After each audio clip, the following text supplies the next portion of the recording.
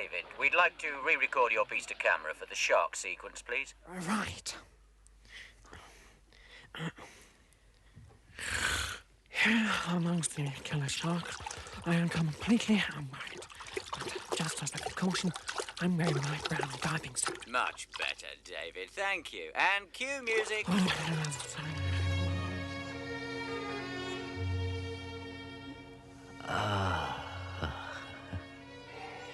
She loves me. She loves me not. She loves me. She loves me not. She loves me. She loves me. She loves me. Oh. So, who wants to be my deputy? So you think I need a deputy, do you? It might not be such a bad idea. Of course I don't need a deputy. That was a joke. Shut up! Now, if I hear any more of you saying that I'm overworking, I shall fire you all and do your jobs myself.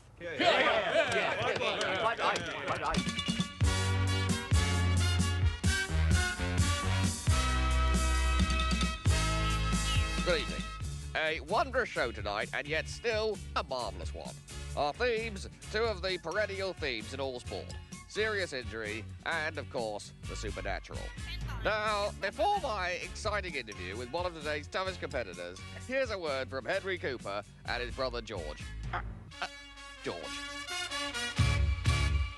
Hello to all you British boys. Hey? Oh, and hello from me, George. Many people think that all it takes to be a top-class javelin thrower is to be able to bung a javelin a long way. And they are right. George? Yes. But not many people can bung one as far as the world record holder. In fact, no one can, except the world record holder. Not even a great all-rounder like Kev Keegan, a lovely bloke and one of the best. The world record javelin throw was 309 yards, a record established in 1967 by Jane Olafson, a lovely bloke and one off the breast. George and I would now like to reenact for you exactly what happened. Jane stood here on his mark at the top of the field. And this sign represents the 309 mark, a distance no one had ever bunged. Now, this is what happened. So long for now, boys of Britain. And be nice to Mum. Stop crying, George. There's young lads watching. Well, that was most interesting, I'm sure, but we have many other matters of moment to discuss. I turn now, a Prime Minister, to recent allegations that you murdered the Duke of Edinburgh. What do you say to that? My answer to that, Mr. Robin, is quite simple. The chemical industry is doing splendidly. The electronics industry is there. Small businesses exist in many, many, many countries. We have nearly twice half as many as Thailand, for example. I passionately want to create a society. Not an envious society, but a go-getting society, where anyone who wants to be a huge, porky life insurance salesman in a hideous German car has every right to own the profitable, prosperous, teeny-weeny coal industry we're trying to create. Jolly good luck to them. But, Mrs Thatcher, you murdered the Duke of Edinburgh. He was a danger to our shipping. A danger to our shipping. Yes, well, thank you, Prime Minister. Very well put, if I may say so. I turn now to your latest proposals for unemployment. Certainly. Well, come on, what are they? There are many ways people can help themselves without becoming a burden on the state. For example, if the unemployed are hungry, why don't they eat their own bodies? All that good meat going to waste, it makes me mad. Mrs Thatcher, will you yourself take up this mind-boggling challenge and prove to the unemployed that eating oneself can be nutritious and fun? Certainly. One has to be firm and resolute. Government isn't a charity. The unemployed must learn to eat their own 2 feet. Yes, but... Now here is someone I made unemployed earlier. Oh, my God. Even the partially employed can help. Norman! Yes, Linda. No, you don't.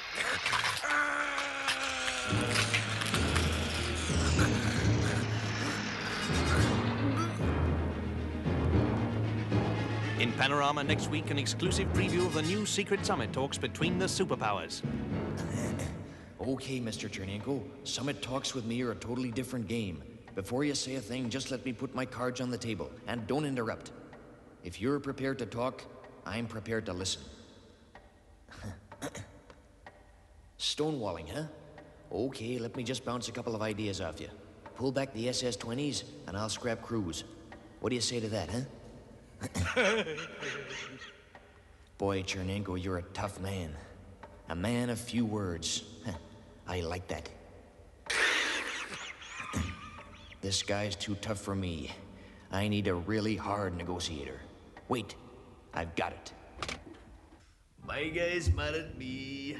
Dee dee dee dee dee dee dee dee dee dee dee dee dee dee. Hello, Cyril. Hi, honey, babe. Did you get the stuff? Well, there you are now with your earring, Right. the face, Excellent. and pagan man body splash. I'm sorry, I couldn't get the hairspray. Say that again. Couldn't get the hairspray. And on this bit? Hairspray. That'll do nicely.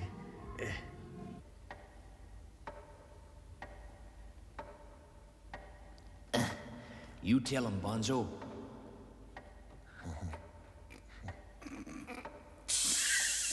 You're as hard as nails, Bonzo. Keep at him.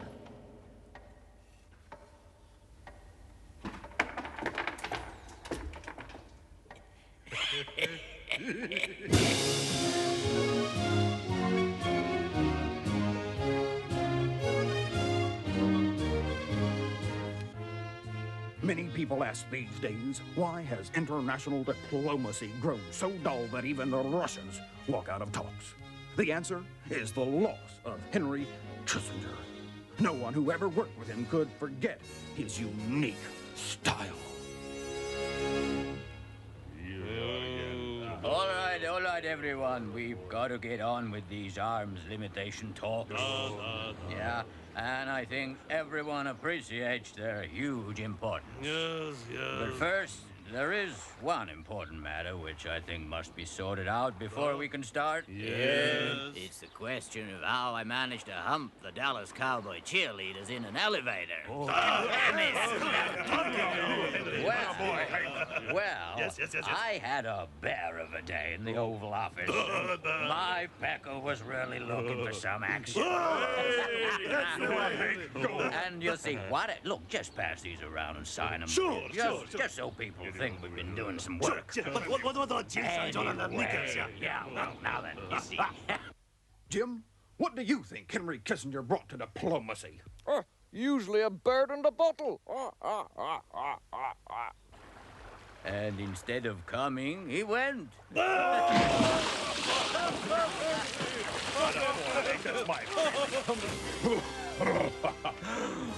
love that, Hank.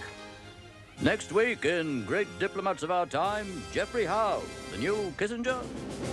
Did you hear the one about the priest, the sadomasochist, and the small dog?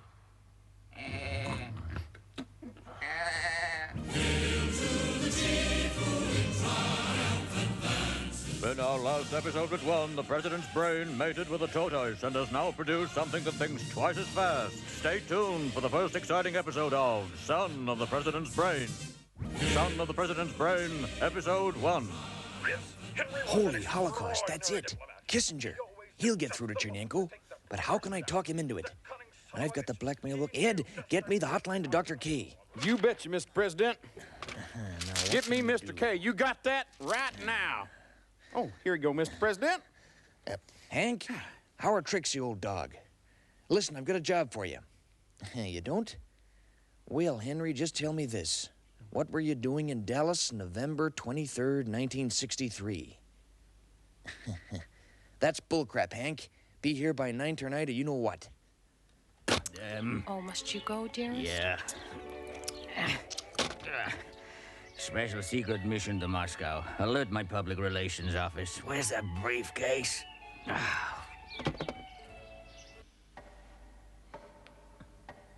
You understand, Mr. Chairman, we just can't allow you to increase your missiles. Go for it, Hank.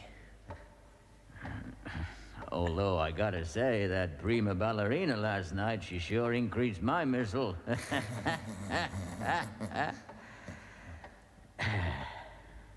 Jesus, this guy's trouble. That crack always works. The man's not human. Even Bonzo had to give up.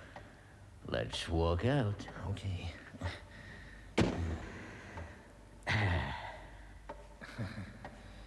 Well, Connie, so long. What a bunch of morons.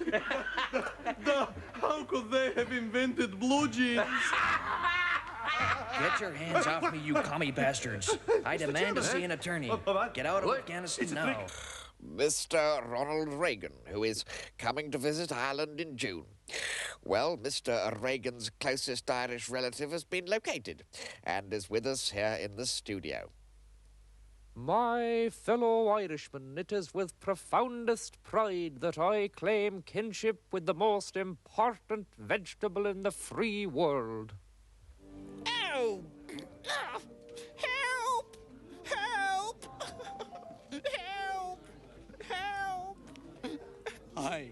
I'm a friend. Oh! There! Oh, that's better.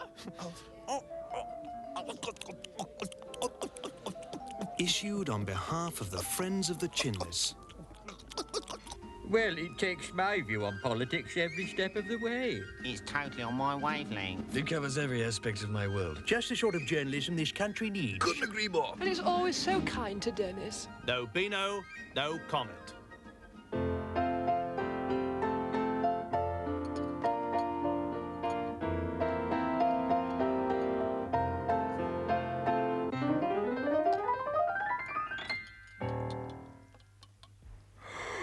Barry Manilow! That's me. Oh, you know I've been longing to meet you, darling. I can't tell you how often I get mistaken for you. Look, could you leave me alone? I have a show in 2 hours' time. I know, Barry. The show must go on. But now I've found you, I've got to get to the bottom of this mistaken identity thing. I'm tired of being chased everywhere by your fans. Maybe they're your fans. Now, bears, Jewish mums, overweight single ladies, and pubescent gender benders?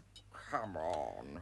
Take your point. You've no idea, Barry, sweetie. Morning, noon, and night they're running after me. Barry, my only love.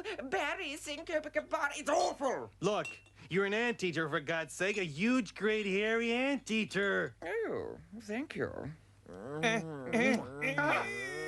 Security, anteater alert! No point in calling the guards, sweetie. I'm rehearsing here too, you know. Bull feathers, this is a one-man show. Not here. In the big room. I'm standing in for Streisand. Get up with a cleaning, Tony! It's Anthony! Shut up or you're fired!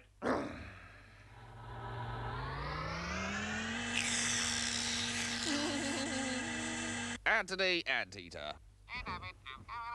Finally, as promised, the vital interview with the man who could arguably be described as the backbone of British motorcycle racing over the past 10 years. It is, of course, Barry Sheene. Now, we can go over live to talk to him. Barry, marvellous race. Yeah, thanks, David. Now, you've been around in the sport for a long time. Does safety ever cross your mind? No, I haven't broken a bone in ages. That's remarkable. I don't have any bones. My legs are compressed steel, and this time they've replaced my rib cage, backbone, and arms with light alloy components. That is incredible. Now, with regard to today, I noticed, as ever, you really did roar down Haggard Straight into Woodcote Corner. Yeah, well, it's due magnetic north, David. A man, obviously, for whom winning is everything. Now, I noticed you don't come on at all these days, Barry. I'm welded on. Sorry, Barry, I'm getting feedback. Can you just move one of your legs? Marvellous. Now, Barry, you're a man for whom winning just isn't a matter of coming second. Well, I've got a great team of mechanics working with me, and the ones who work on the bike are quite good too. I do have a weight problem. I'm about 2 tons and can't go too fast in the rain. Skidding? No rust. Remarkable. Well, Barry Sheene, you're a man for whom losing just isn't the same as winning.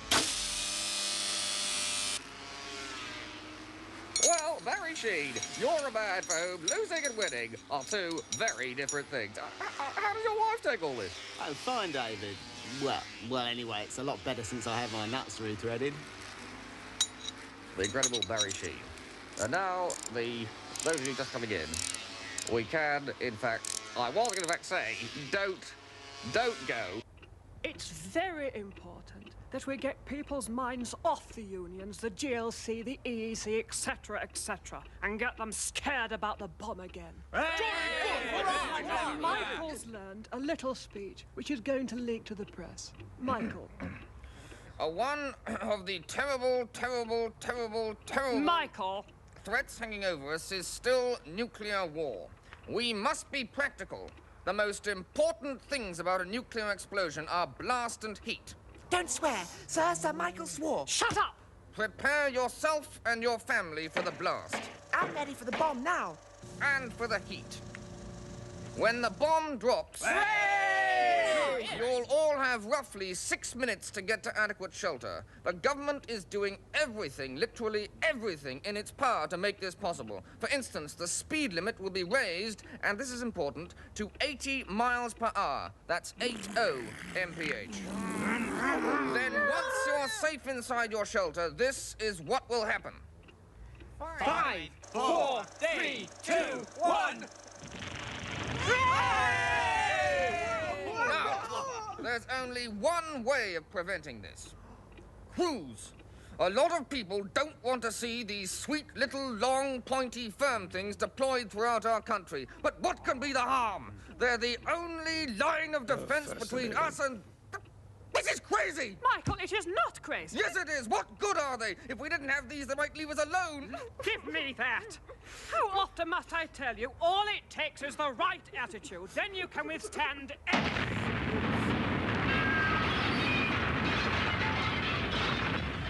Oh, my Lord. What a nuisance.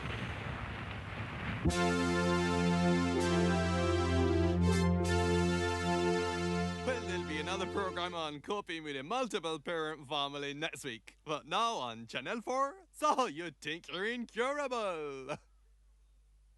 Tonight, So You Think You're Incurable looks at the work of AA, known to its members as Alliance Anonymous. Basically, the role of AA is to help people with a thinking problem. People who are rendered incapable of positive action by their addiction to thinking. For example, I've been working with Shirley here for quite a while. Well, Doctor, it was nothing to begin with. I was just a social thinker, you know, this party, that party. Then I began to be hopelessly late for my appointments and careless about my appearance. Suddenly I realised I was a heavy thinker. And that's when you joined Alliance Anonymous? Yes, because they promised that if you joined the Alliance, nobody would ever know who you were, and your name would never get into the papers. Great. The AA runs weekly encounter groups for those who feel they might be potential Alliance members. Take Roy H, for example.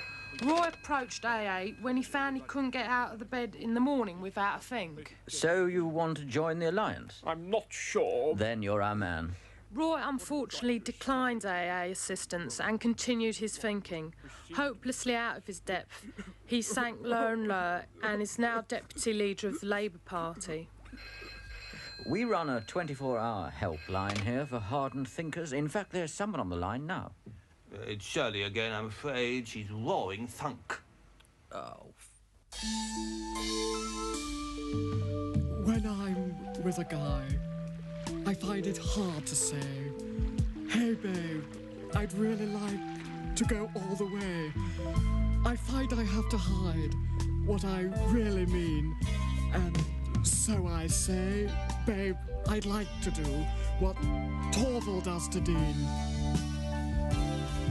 What Torval does to Dean, what Dean does with Torval, what girls do with Billie Jean, what Keith Harris does with Orville.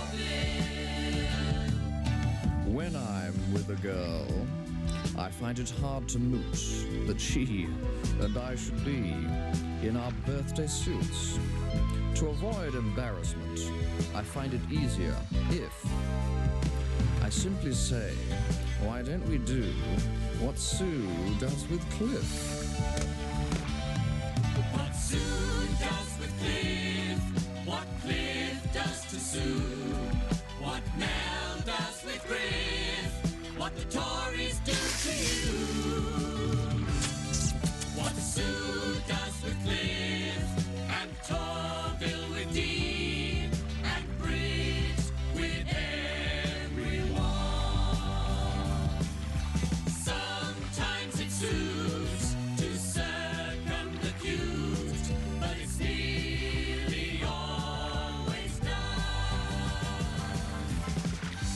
And you can tell him that from me.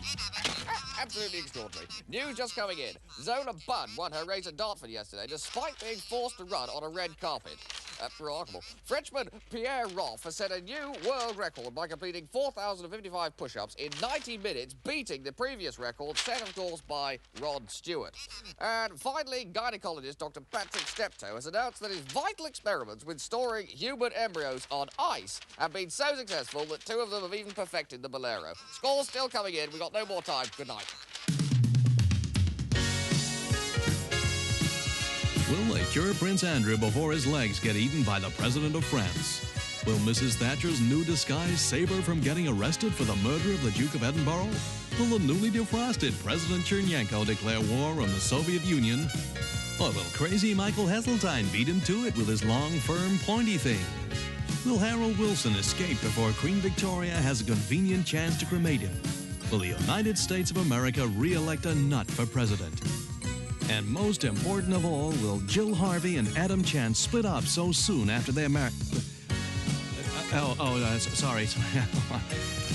Confused? I am. Tune in 3 weeks' time for the next edition of Spinning Image.